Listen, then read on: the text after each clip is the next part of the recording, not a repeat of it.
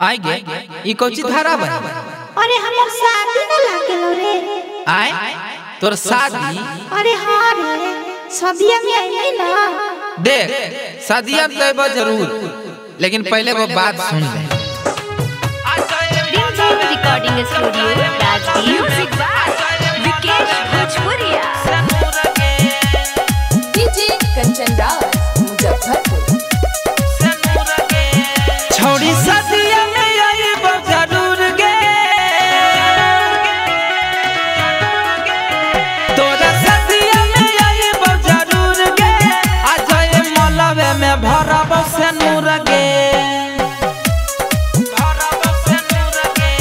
भले जाई तो बराती छोड़ी घूर गे। आ जाए मलबे में भरब से नूर गे, भरब से नूर गे। आ जाए मलबे में, जब जाए मलबे में, आ जाए मलबे में, डीजे कंचन राज मुजफ्फरपुर। भरब से नूर गे। तोर पापा भाई से नहा को छोड़ी डर गे, होते जाए मलबा में देव मांगा भर गे। तू समझाई है तारा माई के। तोर पापा भाई से नहा को छोड़ी डर गे, होते जाए मलबा में देव मांगा भर गे। होबे देव नहीं अपना से दूर गे, होबे देव नहीं अपना से दूर गे। आ जाए मलबे में भरब से नूर गे, भले जाई तो बराती छोड़ी घूर गे। आ जाए मलबे में भरब से नूर गे, भरब से नूर गे।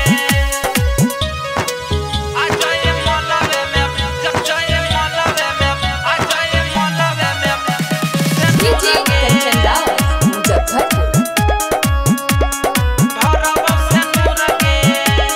जब भी तू बदल हो ना विश्वास गे, बबुआ बरुनावा के तोड़ देनी आस गे। आई नहीं यार गलती बता ई होबे ना दे।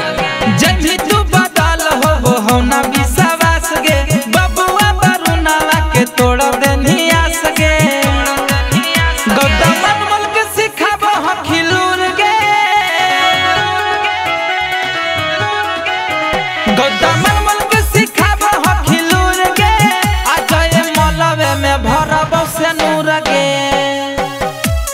भरब से नूर गे। भले जाई तो बराती छोड़ी घूर गे। आ जाए मलबे में भरब से नूर गे, भरब से नूर गे। Gym gym recording studio Rajgir.